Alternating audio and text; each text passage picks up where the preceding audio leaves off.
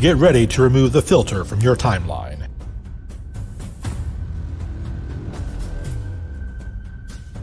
Get ready to break the censorship of social media.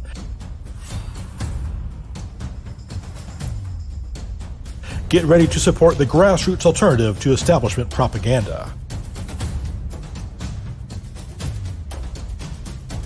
Get ready for an authentic voice.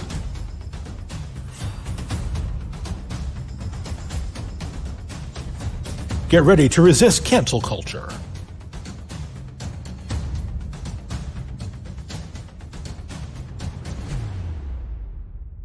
Get ready for free speech media. This is FSM.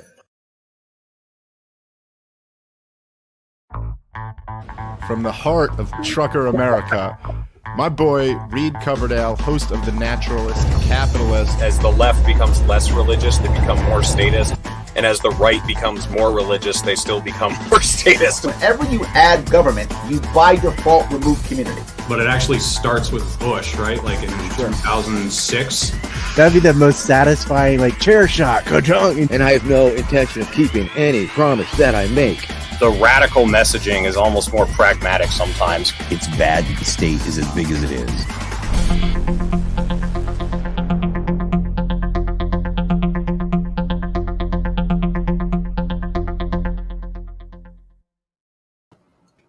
Hey guys, thank you for watching another episode of The Naturalist Capitalist. I'm your host, Reed Coverdale, and I'm driving the big trailer around, so I've got a pilot car driver with me, so I get a hotel room, so it's extra fancy. That's why I'm not in my cab or with my special green screen behind me. But on the other end today, I've got someone who I've gotten to know pretty well over the last few months. Tommy Salmons. He's got the Year Zero podcast. He works with the Libertarian Institute, and he goes by Year Zero on Twitter. That's the name of his podcast. How you doing, man? I'm good, dude. How are you doing? I'm doing good. So I think the first time we actually talked was when we did the Liberty Truckers episode, and we didn't talk much about trucking or liberty. We mostly just talked about eating ass the whole time, but it was still fun. But let's hear a little bit about you. Like, what's your story? Where do you come from? Not so much politically, but where were you? Where are you from geographically, and what have you done for work before trucking? What got you headed down that path? I'm from the South. I'm from Louisiana originally, Lake Charles, and we moved from Louisiana when I was young for my parents to find work, because there wasn't a lot of work down there in Louisiana at the time. And I watched my dad work 3 jobs, watched my mom work full time, went to daycare,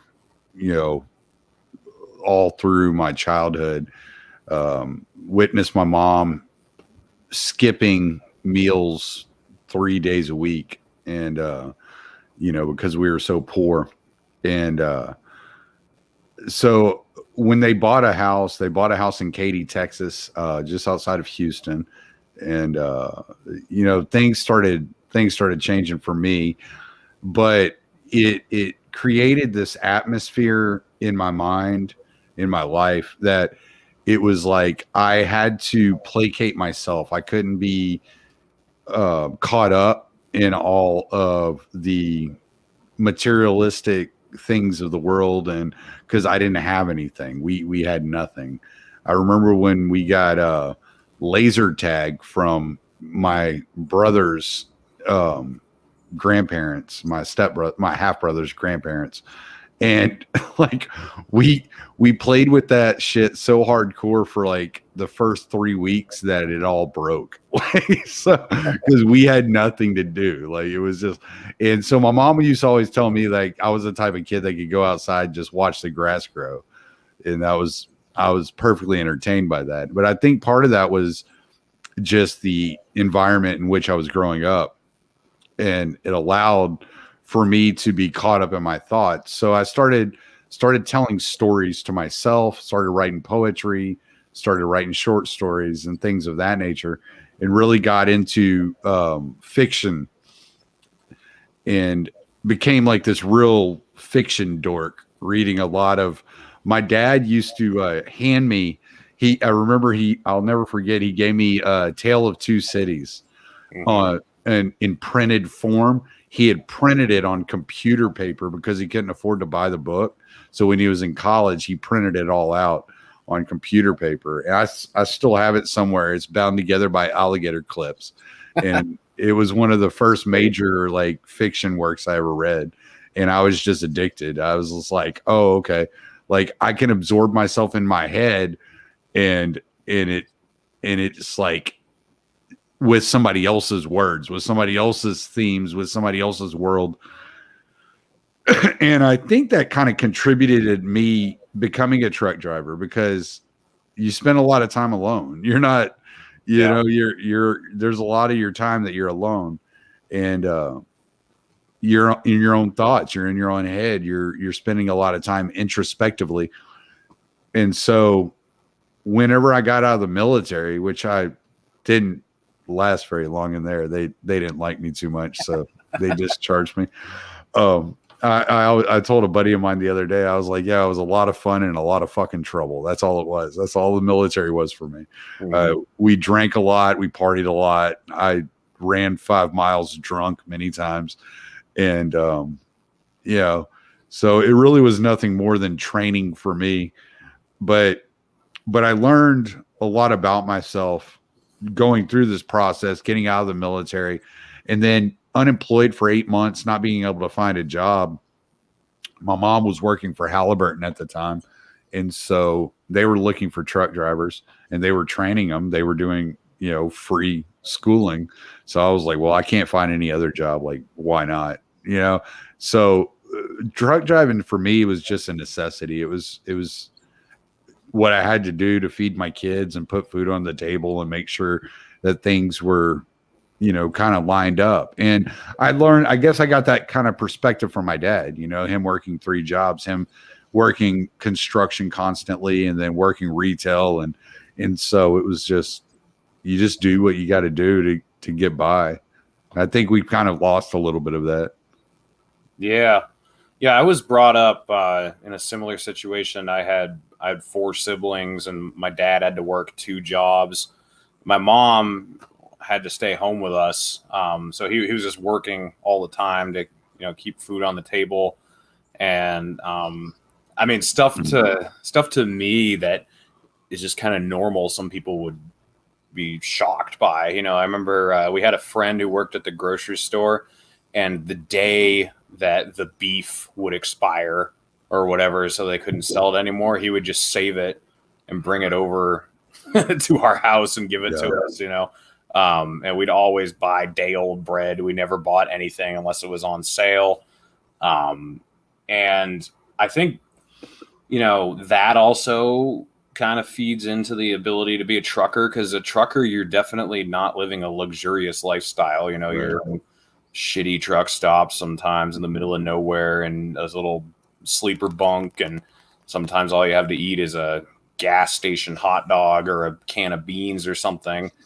And, there were also the recreational activities we did. They were mostly like backpacking out in the woods with my dad, because that was cheap, but it was entertainment. And we, it was the same idea. Like it was kind of minimalist, and you would, you're not necessarily comfortable all the time, but you're having fun.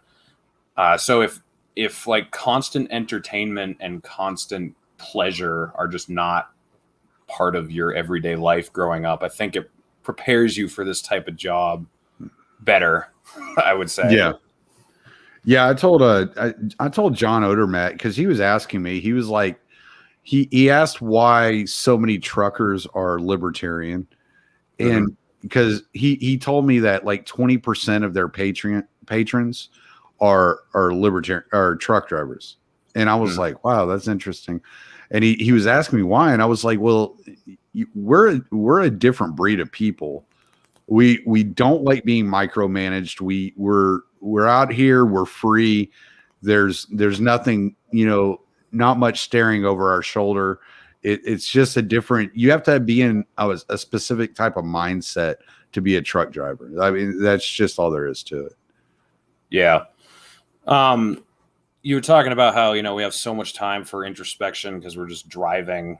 And that's true. And I don't know if you've noticed this, and I noticed this before I was a truck driver too, but it seems like people don't think in their spare time, like they literally are able to just go without thinking about something. I'm having issues on this end, by the way, with the hotel, see that.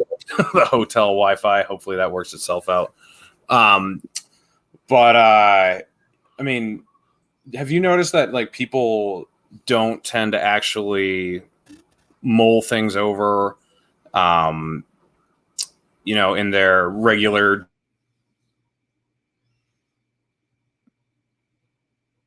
I think I lost your audio there, but I think I know where you were going. Hopefully I can carry us for a few seconds until you get back. But I realized a while back that the lifestyles that people have been indoctrinated into and corralled into has created an atmosphere where they don't have any time. There's no time for thinking. There's no time for enjoying. There's no time for studying. That once they finish their schooling and they're out of school, that's as far as the education goes with these people. And it goes the same for, oh, look, I'm alone on Reed's show. This is amazing. Hello, everybody. Oh, look, I think he's coming back. There he is. Hey, okay. I was trying to carry it because I thought I kind of had an idea where you were going with that. Yeah. So yeah, no, I was saying that the way that industrial society has moved forward, and I think this is a reason that a lot of people actually like revere Ted Kaczynski's writing in a certain way, is because he was diagnosing a problem. He was seeing something that was happening. And so people have lost that touch with having time for introspection, for study, for continued education beyond what they do in their average school, the regular schooling. And it's this hustle and bustle of this consumerist society just keeps you wound up to an extent where you have no time to do anything. I remember I was dealing with my ex-wife a few years back about my kids, and we were trying to situate a time where I could visit with my kids. And she was, well, such and such has this day, such and such has this day, such and such has this day, such and such has this day, such and such. And I'm like, whoa. What the hell, man? They're not even like, they're all under the age of 16. Why are they so busy? Like, they don't need to be so busy. They need to be exploring and learning and doing things. They don't need kids need structure, but they don't have to be like pushed into this world of everything is scheduled for them, and that really bugged me because I didn't have that growing up. I was kind of like a latchkey kid. It's kind of like the last of the latchkey kids coming up in the 90s. And so I looked at it and I was like, I didn't have that. Like, why do you have to do that? You're almost scheduling their childhood for them. And part of the fun of being a child is just the way that things happen spur of the moment, sporadically, Yeah. I think one of the most obvious ways that you can tell that people haven't really thought about things is when you start trying to talk any sort of philosophy. And I don't even necessarily mean that they've read books, just that they've thought through how they arrive at their conclusions, because it's all surface level decisions, so you'll say, oh, so you think that, why do you think that, and how does that connect to this? And does that affect your position on this other thing? And you just realize they haven't done that. They've never sat down and thought, okay, why do I believe X, Y, Z? How does it relate to any other area of my beliefs? And, you know, that's something I did before I was a truck driver, but it was kind of distracting because you'd have to, I was doing line work before, and that's not something you can really space out and think about why you think something is right or wrong or whatever. But being a trucker, you really do have a lot of time to just think about those things. But at the same time, like if I'm trying to stay awake for a long enough period of time, I can't do that for like 8 hours at a time. Sometimes I do have to just turn on music and distract myself from just digging myself into this philosophical hole of boredom. I mean, how do you have to do that too? Like, how often do you have to be like, all right, I'm gonna stop thinking about this, and I've just got to chill and listen to music or roll the window down or sing to myself or whatever it is? Well, when I was gone and I was running, 600 miles a day, yes, like there, I would have to podcasts or audio books or something. I would have to turn on something, even if I really wasn't paying attention to what was being said. I would need that background, that something to keep my mind operating. But with the job I currently have, because I just came local here recently. My wife and I were just tired of being apart. It's hard on a marriage. Yeah. And what I'm doing is I'm one of those like dudes that are running flatbeds with the forklift on the back. So a lot of my time is spent out of a truck and actually unloading my own truck. And so I find that in these spurts when I'm driving like an hour north, to go drop lumber at, this construction site, I don't have any issues with it. But yeah, when you're over the road, when you're driving just constantly all day long, like you do, or Quincy does, and you're not getting this kind of break in monotony. Yeah. Just sitting in your head can become tiring. It becomes exhausting. I will say that when I first went over the road, because I had driven local in Houston for 10 years before I went over the road, it was right after my second divorce. And I was trying to figure out, like, what the hell's going on? Like, why does this keep happening? Like, why is this falling apart? Like, what's going on? How am I going to continue to be part of my kids' lives? And so I'm going through this whole process.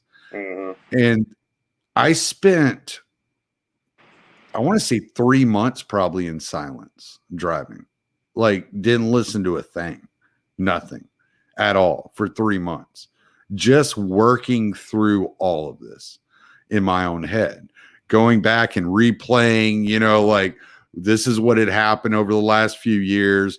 This is what I'm dealing with.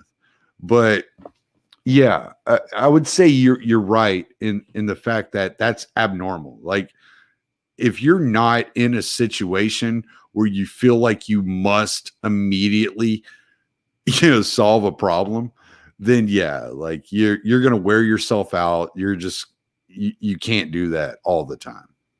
Yeah. So I left a job where I was making 6 figures a year. It was near my family. I actually worked with my brothers. As far as logistics go, it was the perfect job, but I just didn't enjoy it. I didn't like doing line work, and I chose to go into truck driving instead. And I don't make quite as much money, and I'm working more hours, but I really actually enjoy what I do now.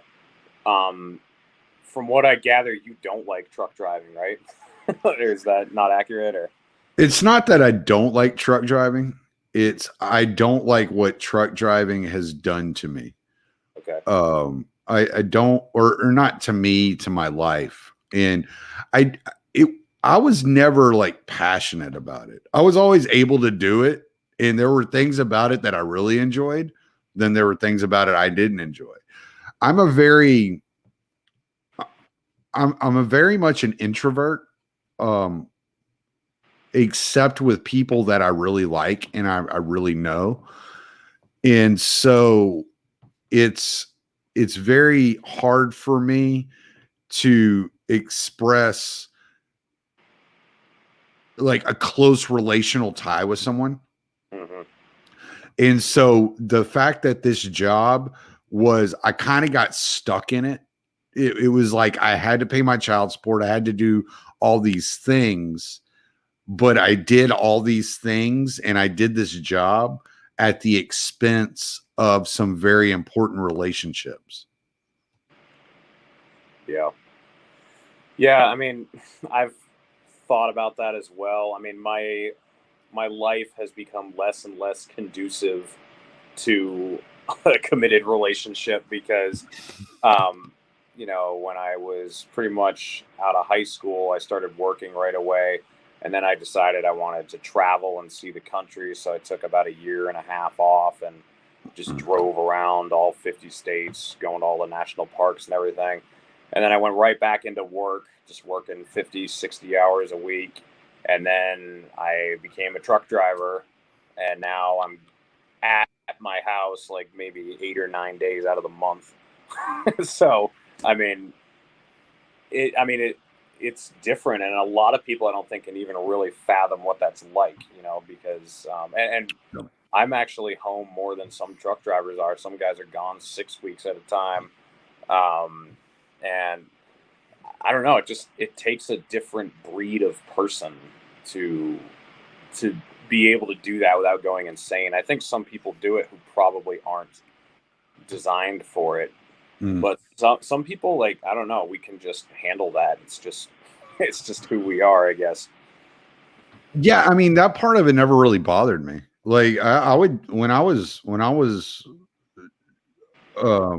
before I was married to Beatrix, after my second marriage, I would leave and I would be gone for 3 months at a time. Yeah. And then I would just come home for a week and I would hang out with my kids for a week and spend all my fucking money. And when I was broke, it'd be like, all right, time to go back over there, like whatever. And I would just leave for another 3 months, stack up cash, come back home, go do a bunch of shit with my kids for a week. And then, you know, back at it. And that was just kind of the schedule I was on. That part of it never really bothered me. What bothered me, like when my daughter told me that she felt like I had abandoned her, that was like, oh, yeah, this isn't only like aging me, taking a toll on me, but my desire to provide materially, because I lived through such struggle as a child. I didn't want them to struggle. And my desire to make sure they didn't have to struggle materially was a sacrifice on the emotional relationship of mine and my kids. And that made a big impact on me, you know, like huge impact on me. I mean, it came, and this is really personal, but I'm not saying it with any malice in my heart or any malice in the words. The price I paid was, I was unaware that my daughter had a baby. Like I was left out of that decision because she felt so abandoned because of the life I was living, the job I was doing. Yeah. You know, so people have to understand, like, and I've tried to explain this to people, like when especially whenever, like, and when it comes to a conversation about taxation, right? They want to say, well, you benefit from these things, blah, blah, blah. You owe society. And I'm like, look, I spent 97% of my children's lives away from them in order to provide for society. What the fuck else do I owe you people? Yeah. Yeah, you touched on that earlier, and then I started having some connection issues. But the idea that a lot of libertarians are truck drivers, or a lot of truck drivers are libertarians, or anarchists or whatever. Right. I think that part of that has to do with the stupid regulations you run into, the ignorant law enforcement officials you have to deal with, and just how the connection from the people making the rules to the people where the rubber hits the road is non-existent. I mean, they're not dealing with reality. But at the same time, it's also what you just pointed to. You realize we're just cogs in this machine that keep this enormous, mess of a society going, and they don't even know we're doing it. They're just kind of taking everything for granted. I mean, if the trucks stopped for, it doesn't take long before people are dying if the trucks stop moving. But they're not aware of us, and it kind of makes you have a disdain for the machine, I guess, just a disdain for everything that's happening. And I don't know, maybe not for everyone, but I have felt that before, especially because of the traveling I did before I started truck driving. I mean, I was living off the grid and just kind of finding a place to sleep every night and only eating what I needed to keep going. And then when you get immersed back into society and you see how grotesque and how overflowing with greed and gluttony it is, you just kind of, I got disgusted. Yeah. Well, and you touched on a couple of things that kind of like brought some things to mind. So, the first thing is they are aware of us. We're a burden. We're in their way. Yeah. Anytime you hear anybody mention truck drivers, it's all about bitching about, oh, why are they driving so slow? Get out of the way. And it's like, go fuck yourself, man. You don't know what it's like to do this fucking job. You can go fuck yourself. I don't give a shit. I got 80,000 pounds. I'll run over you and your entire family. I don't give a shit. Like, I don't care, but I ran into this. Quincy was having this argument with somebody online, and Quincy is like my brother, man. And like, I love that dude. And if somebody's arguing with somebody I love Quincy, I will go to bat for my boy, no matter what I think about what he's saying. Because I'm like, no, you ain't gonna talk to my people that way, And he's this person started saying something about how it's a shame that truck drivers on average make 6-figure a year and teachers make half of what truck drivers make. And I'm like, actually, what you're talking about is truck drivers on average in the US make $66,000 a year, whereas school teachers make on average $59,000 a year. I was like, if you think that school teachers are so much more important than truck drivers, we just suffered a year of lockdowns where children weren't allowed to go to school and everybody survived. Let's shut down all truck driving for the next year and see what happens. Like that just pisses me off. It's like no appreciation, no understanding. Where they have it's one thing for people not to be agrarian anymore and not understand where food comes from. But to not appreciate the way that the food gets to you, like you have no idea what the hell you're talking about. You are such a privileged little, and I'm gonna cuss. I'm sorry, dude, but you're such a privileged little cunt. Like I don't even have time to fucking deal with you. You just have no place. You have no place in this world because you have no idea of what it takes to survive. You couldn't, like, you used to go backpacking. You did this whole like off the grid travel thing. Like, what it takes to survive. You know what these people have no idea what it takes to survive. I'm sitting out here freaking driving a truck, 6 days a week, coming home on Sundays and gardening all day Sundays so that I'm providing food for my own family without having to go to the grocery store. So like, I'm not even utilizing the service that I'm providing. And like, you're sitting there bitching because like, oh, like you shouldn't make so much money. Okay, go starve, dude. I don't give a shit. Yeah. Yeah, I mean, it is a job where you definitely have to have self-control and patience. I mean, there have been times where I feel like I literally could have killed some of these drivers, purposefully, because I've just been so mad and they're so dumb. And I mean, it's not complicated stuff. I mean, I don't expect them to understand everything about the in and outs of how the truck works or something. But when I'm taking a right turn around a corner and I have to be one lane over from the curb to make it around, and you pull up and you can see the truck moving closer to the curb as I go around the corner, and you don't back out of the way, or I mean, oh man, yeah, I mean, there's zero appreciation, as you said, but there's also zero willingness to try to understand anything about what we're doing. We are just an obstacle. You're right. I mean, that is how most of them look at us. And, they also think we're dumb, I think. They think we're like the bottom of the barrel, just the stupid, obese, retarded, degenerates on the road, where, that's true of some of us, but Yeah. I think a lot of us are probably the most well-informed people in the country right now, because we have time to listen to podcasts, books on tape, different news sources. And you also see different parts of the country, and you understand how different people think, and you have a view of the world that people going to a cubicle in an office building every day don't.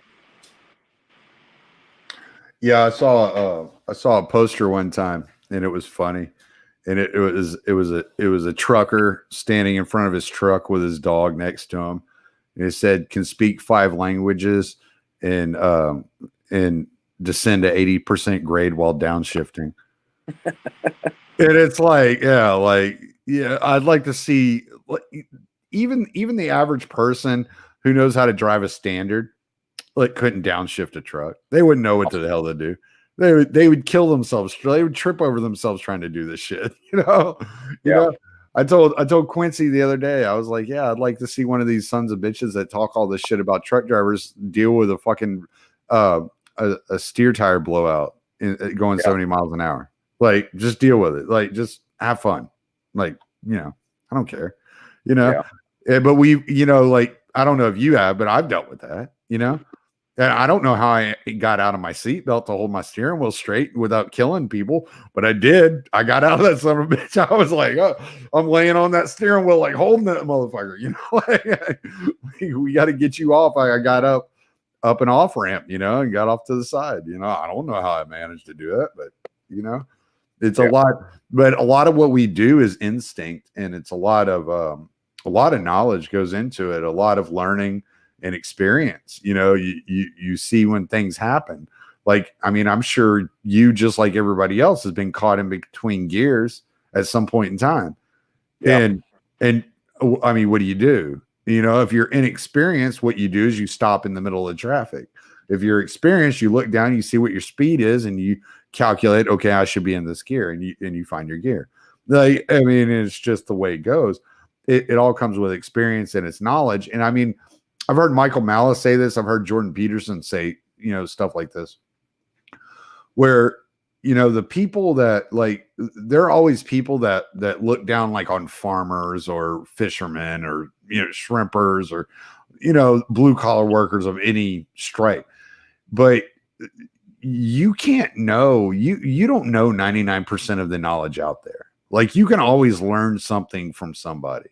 And if you're not willing to approach a conversation or an interaction in that way where you might learn something, then I mean, you're just a hubristic, piece of shit that I don't want anything to do with.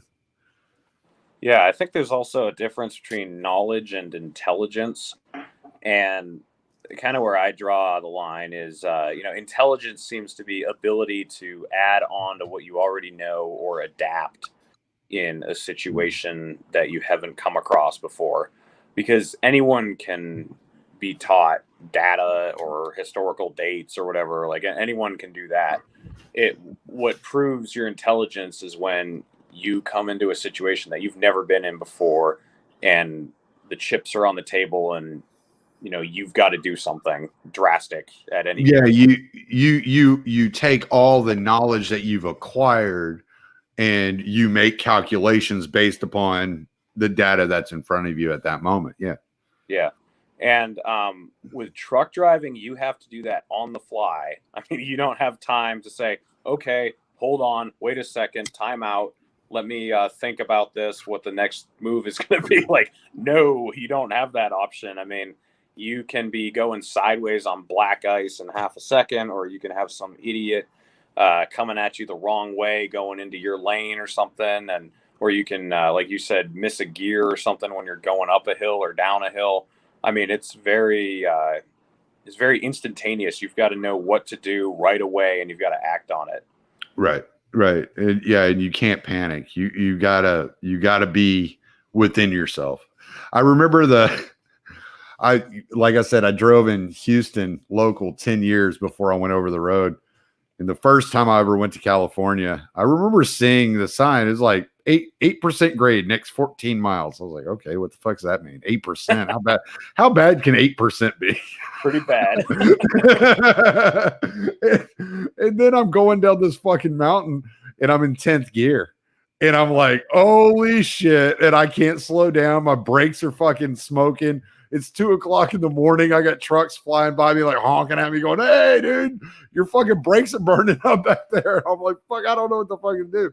But you know what? I learned from it. I never made that mistake again. Right? Because I understood, oh, okay. I should have been in 6th or 7th gear going down a hill, not in 10th gear. Like that was a mistake, shifting gears through, in that way. So I learned from it. And that's the type of shit we deal with. I always told my mom whenever she asked me about that story, I was like, oh yeah, man, I got to know that seat way too well. Like that became part of my intestines. Like I was my butthole, like just wrapped around that fucking cushion. It's like, because that's just scary. Like you can't control that much weight going downhill that fast. You're just like, oh God, let me just get to the next exit and hopefully I can stop. Yeah. What's your, is that your most terrifying moment, or have you got another one? Like what's the most white knuckle moment truck driving you remember to date? Dropping a steer tire going 65. Yeah. That's pretty bad.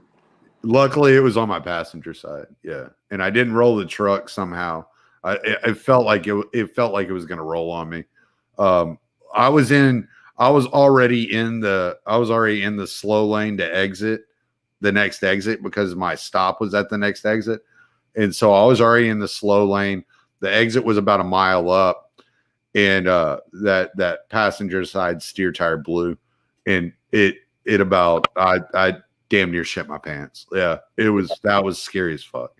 I thought that truck was going over. Somehow I was able to control it, and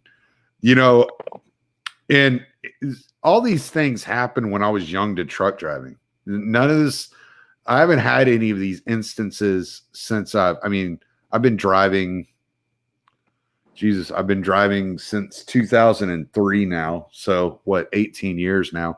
Yep. So I haven't had like a really scary situation in quite a while, but I'm always aware, of what can happen, what can go wrong, because I've experienced a few of these situations where I'm like, holy fuck, okay, I'm still alive. Let me stop for 15, 20 minutes, have a cigarette, take a breath, like whatever. Yeah. And get composure on myself. But yeah, I would actually imagine, like with you hauling heavy equipment, you've had some pretty scary situations. Well, I'm more careful than I was when I was just hauling a regular low bed, because back when I was doing line work, we would move heavy equipment around, but it was mostly legal weight, legal size. Mm-hmm. I mean, out here, the stuff I'm moving is insane. Huge. I mean, 120 feet long, 250,000 pounds sometimes, it's crazy. But I do remember just a few weeks ago, I moved a D10 excavator. So the gross vehicle weight on that load was 236,000 pounds, and it was with the long trailer. So it was 117 feet long, 16 feet wide, about 17 feet tall. And, we did all the checks and everything, and the entire load went great. I moved it like 20, 30 miles down the road, and that was it. And so then I dropped that, that trailer, and I just went and picked up a regular RGN low bed trailer to go move something afterward.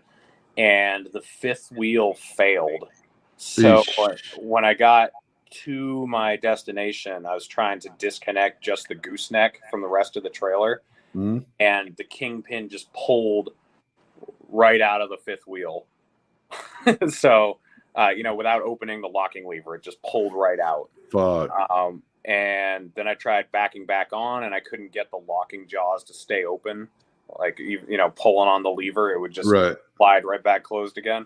And so then we took it to Kenworth, and it was a failure on the fifth wheel part. They had to replace some parts. And I was just thinking, imagine if that had happened, 40 minutes earlier or whatever, when I'm hauling D10 down the road. And, you check everything, and everything looks good, and everything's good to go. But you never know when something's just gonna break on you. That's kind of a scary thing to me. Yeah, no, that is scary, because it's always a possibility that you have a malfunction at some point while you're en route, and how do you prepare for that? It's like, I don't even know what to think of that might happen. Any number of things can happen, and you just have to be able to react Johnny on the spot, really, if something like that does happen. Yeah. So, yeah. So you've got a podcast, and you've been doing it how long now? Started in September of 2018. All right. So what are we? We're going on 3 years this year. Yeah. Yeah, coming right up on it. So what was the podcast supposed to be about when you started it, and what has it turned into since then? Just give us the lowdown on it. My original idea was very naively brought about, but I think I've expanded on it quite well over the last couple of years.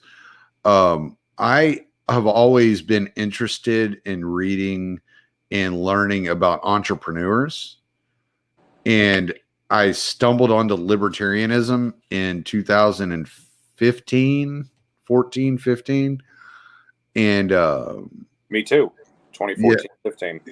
Yeah, I think it was 15. It was during the election, and Austin Peterson introduced me to it. We talked about this a little bit before. Yeah. And so I immediately, one of the first books I ever read after reading Anatomy of the State and the Law, I think it was the third book I read, was How I Found Freedom in an Unfree World by Harry Brown. Mm-hmm. And I immediately recognized there was this tie between entrepreneurship and libertarianism. And though I've never been an entrepreneur, I've always been entrepreneur curious, it's always interested me. Like, how do these people do it? How do they make it? How do they start from nothing and go to something and still provide for their family in that meantime? How do they do this? And so it was always something I enjoyed reading about. And like I said, I automatically saw this link, and I was like, okay, there's something here that I'm not catching, and I'm not getting the tie on. So I want to start a podcast and start talking to people, so that as my children are starting to come of age, they have a record of my learning experience on this process, and they don't have to go through all the shit I went through. Right. So my podcast was always focused on informing my own kids, and it was like, when y'all are old enough to ask these questions, here are the answers. That was kind of my whole idea. Yeah. And it quickly turned into strictly libertarian, like kind of philosophy, theory, ideas, because I was learning all that stuff and I was trying to figure it out. And I was, so I was talking to people that could inform me on these things and give me a different perspective, maybe something I was missing, something I wasn't seeing, whatever. And then I met Sal Mayweather, Yep. Sal the Agorist, for those that don't know who I'm talking about, on Facebook through Pete. Pete introduced me to him, and we started talking, and I was like, agorism, that's the link between libertarianism and entrepreneurship. That's what was in my head the entire time. Ran into Jay Spirko, yada, yada, yada. And I started working on homesteading and this, that, and the other. And I guess over the last year and a half, my podcast has been, I'm not going to say it's not libertarian, because I mean, it is. I'm about liberty. Like, that's my ultimate goal. But I'm very much trying to figure out how to incorporate the practicality of everyday praxis and life experience, and how to utilize everyday practical solutions in order to achieve liberty, as opposed to, trying to get this ambitious, like otherworldly kind of like theoretical, philosophical idea out there. I'm like, no, people don't really care about the philosophy until they know that there's actually practicality behind that philosophy. So let's see if we can't find that practicality. So that's kind of what my whole goal is. And I'm really, really searching hard to try to find the practical solution that individuals can take in order to find more freedom in their own life, so that the philosophy makes more sense to them. Yeah.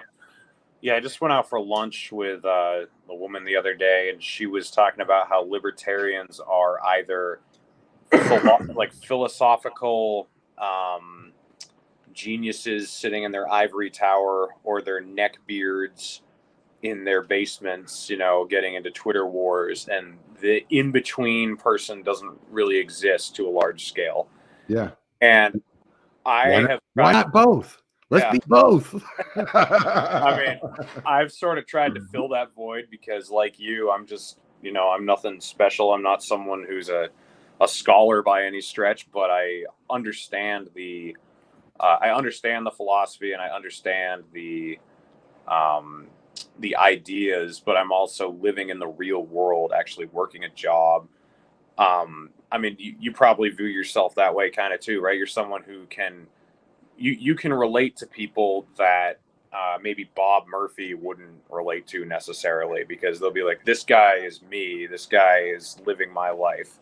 Yeah, I always say on my podcast, and I hate it when people like, man, I had a young kid email me a while back, man, and it broke my heart, and it shouldn't have. It shouldn't have bothered me and affected me the way it did, but I didn't know how to really react to it. He was in his 20s, and he emailed me, and he was like, dude, you're my hero. You saved my life. And I was like, the fuck did I do? Like, I'm just a guy. Like, what the hell did I do? And he's like, listening to your podcast and absorbing the message that you're putting out there stopped me from joining the military and going, going off to war, yada, yada. And I was like, that's fucking cool, dude. I appreciate that, man. But like, I'm just a dude. You can email me anytime. Like, I'm just a guy. We'll talk, we'll chat. And I think our perspective, I think it's intimidating to some people. Like, I don't know about you, but I know me. I don't look at anybody as anything special. Like, I just kind of like, yeah, you're just a dude too. You just do something different than I do. You know, I can't do what you do. You can't do what I do. So like, you're just a guy, right? So like, take the libertarian like podcast movement, for example, like Pete. And I love Pete is like one of my like favorite people in this space. You know, I've known Pete. He was my second interview. I've known Pete for a long time, for 3 years now. And I love Pete to death. I can't do what Pete does, but Pete can't do what I do. Right. You know, I'm not like this, you know, metaphysical, like on another level genius in philosophy like Pete is. Like he understands all this shit on another plane, on another level. But like I said the other day, if I were to brag about my podcast, there's nobody in the libertarian space that has conversations the way I do. Yeah. Like I'm just really good at conversation. I'm good at talking with people. Yeah. I mean, I don't think that the standard view of intelligence or standard view of enlightenment is accurate. You know, I think that a steel foundry worker who's never been on a podcast could be one of the most insightful, smart people you'd ever come across, and you'll just never know it because you never talked to him. And then some of these people that have big audiences really don't deserve them and don't have anything special to say, but they just happen to be at the right place at the right time, or they know the right people or whatever it is. I always think it's amazing to find a gem in a conversation where you never necessarily thought you'd find it, you know, just by talking to some regular person who has a regular job, who has a really profound thought, because that does happen out there, you know, like you don't need to be someone in the academic world to come across an idea that no one's really thought of before.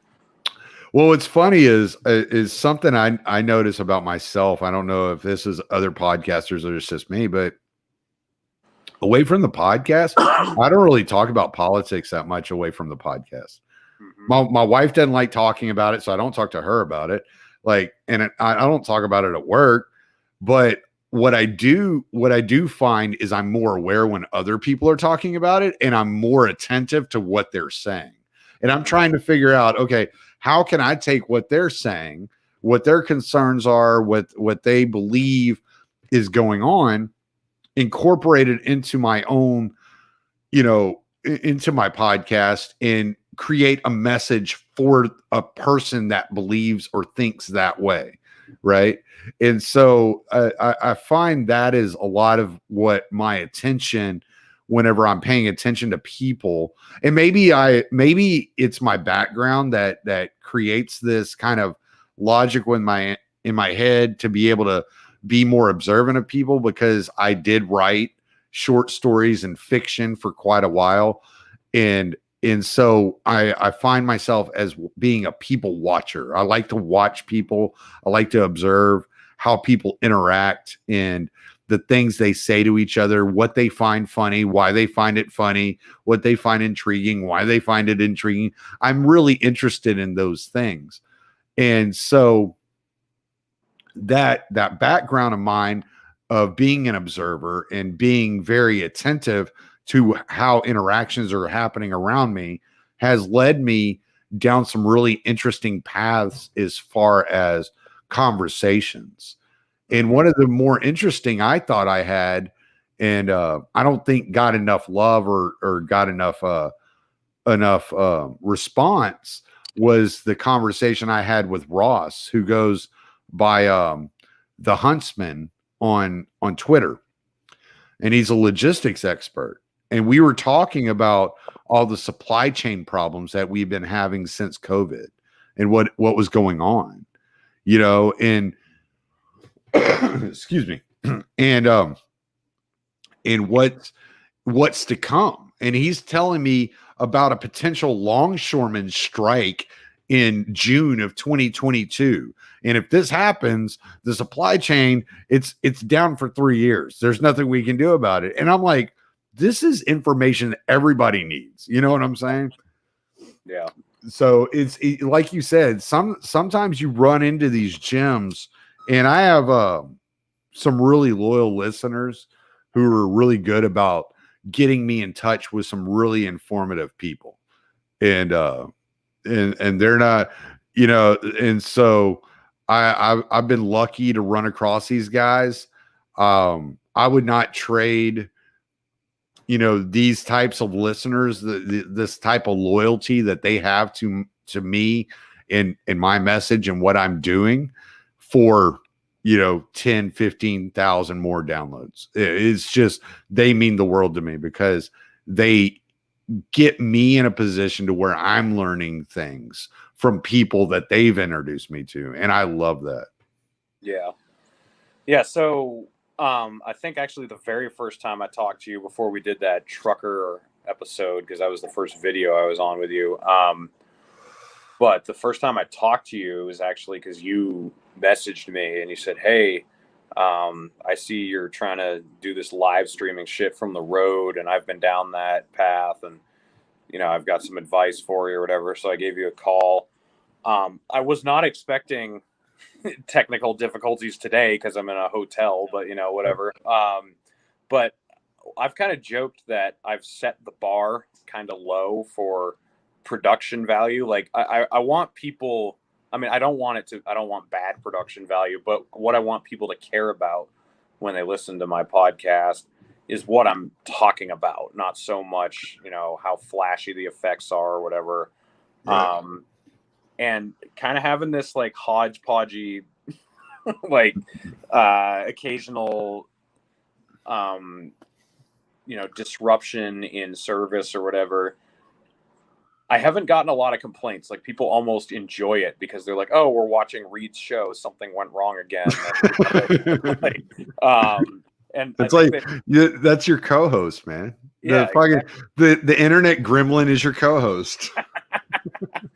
But I agree with what you're saying about the listeners you have. Like I really do like the the constant viewers that I have because they really do care about what's being talked about. They're they come here for the interesting discussions and the laughs and the Four Horsemen videos or whatever. It's fun to build a brand and then see who really appreciates it. And I just feel like everyone's trying to emulate each other. They're trying to be the next Michael Malice or the next Dave Smith or the next Tom Woods instead of, trying something completely new and different and trying to give a different audience something to latch onto. And I feel like that's what you and I have done. We're like, hey, I've got this kind of different idea and I want to see how it goes. And then once you establish yourself, you find a lot of people who really like it. And the market speaks with podcasting. I mean, if you're doing something that hasn't been done that is catching on, it'll either last or it'll fail. Yeah. No, and one of the things I've noticed is that some of these guys that I talk to, and I'm not talking bad about them, it's just the way they do their shows, is they are completely different on a pre-show interview, or like when you're trying to kind of like talk to each other and get to know each other a little bit beforehand. And then when you get into the show, it's like they have a different tone of voice. They have a different rhythm to their speech. And I pride myself on being the exact same person in real life. I don't have the time to create this facade or a character, or I have other things to do. Like that's just not who I am. I'm a human. I've made lots of mistakes and I do lots of bad shit and I say bad things and I make, and it's just the way life goes. And I'm not going to like pretend to be some polished, something that I'm not. I'm just a truck driver. I'm just a guy. I always say it. That's my whole thing. I'm just a guy. I'm just a dude having conversations. I'm probably learning more than the people in the audience are learning. I just wasn't afraid to pick up a microphone and get involved. Yeah.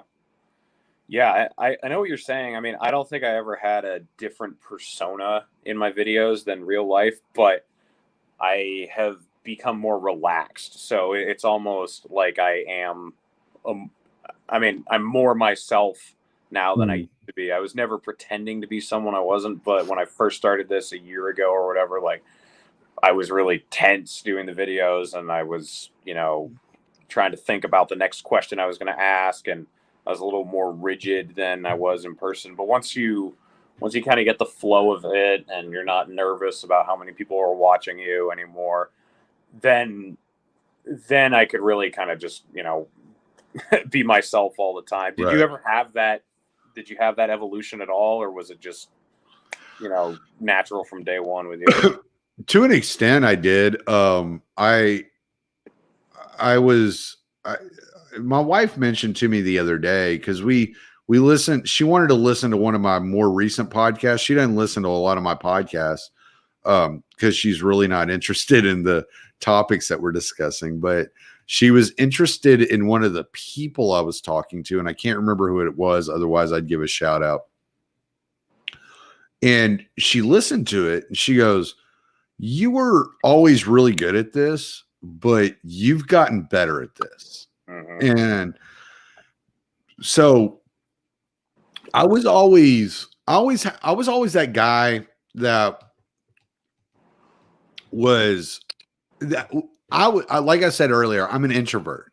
But what I did as an introvert was I put on a mask of an extrovert, and I learned how to use humor to kind of, make situations less tense or less, intense, I guess, or interpersonal. It was always kind of like a defense mechanism for me to be loud, boisterous, and full of humor and laughter. It made people think they knew who I was without actually ever getting to know me. And so I've always kind of used that as a shield. But what I did find is that I've become more comfortable with getting into more depth in the conversation and really exploring what I'm really thinking about. Yeah. So, what do you think of the situation we're in now? Like, I mean, things are so dystopian and so backwards and so authoritarian. I feel like sometimes I'm doing this more for me than anyone else, because I don't actually think I'm going to change enough minds to have a revolutionary,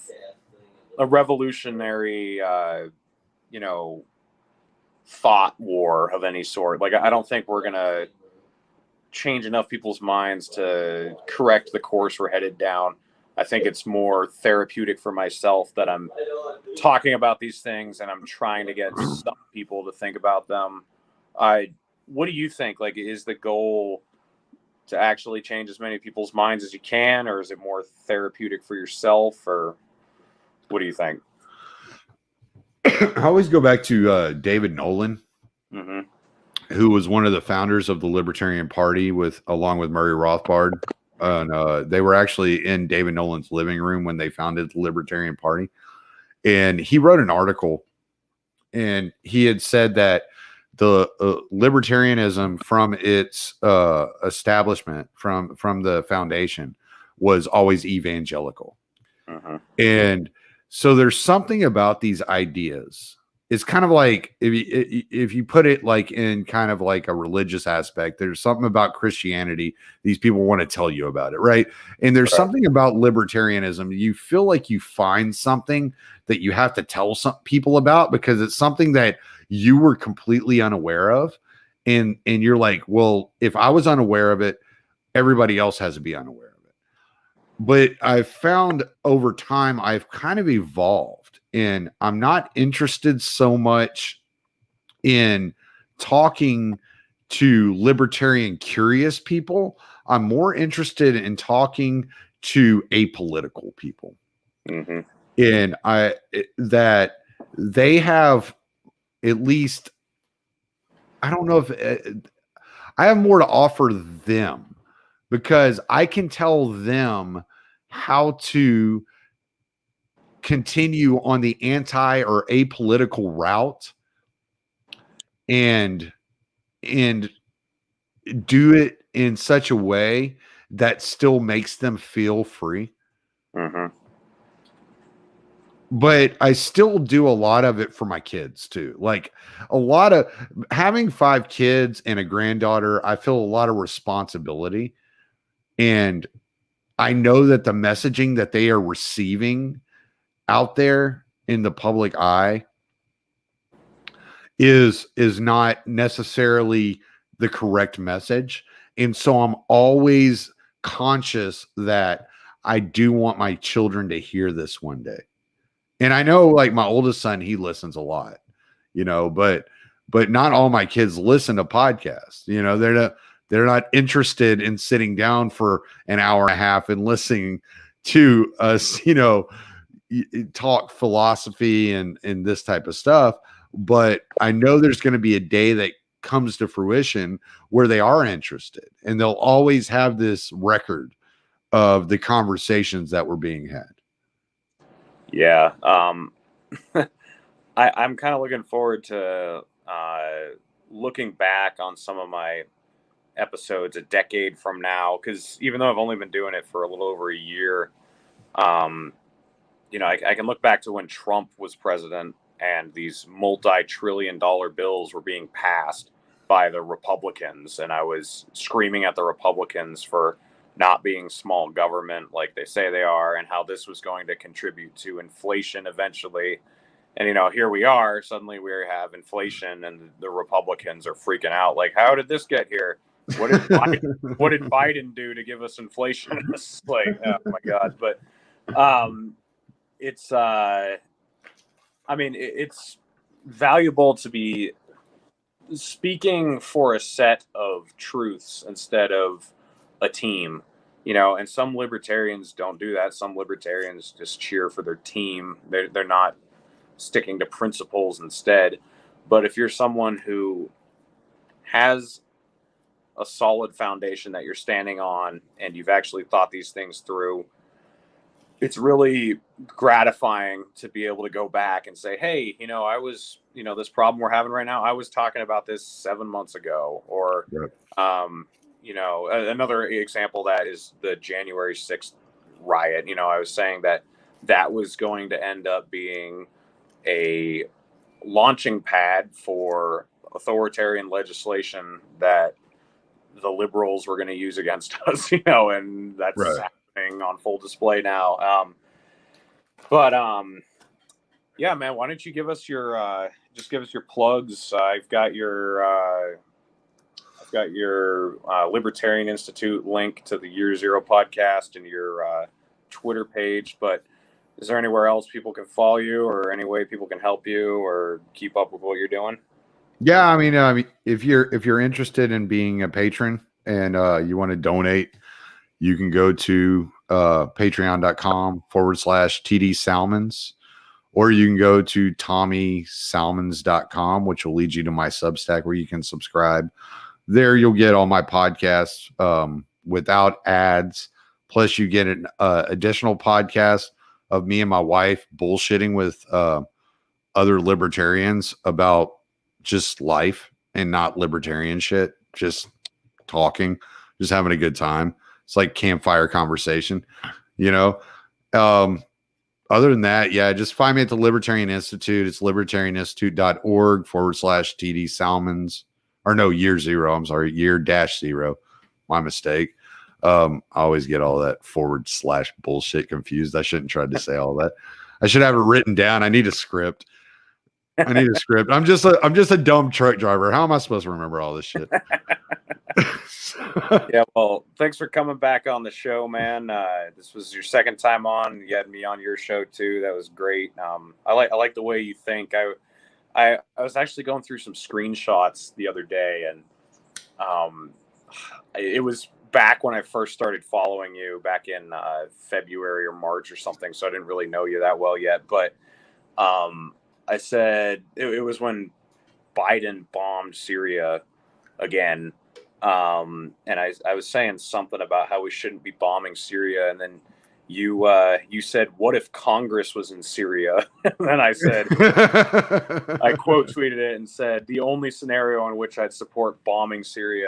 But yeah, I appreciate your perspective, and it's probably because we're both truck drivers, and we've had it sounds like we have sort of similar upbringings in some ways too. But thanks for coming on, and I'll just give you any closing words or thoughts, and then we'll end the stream.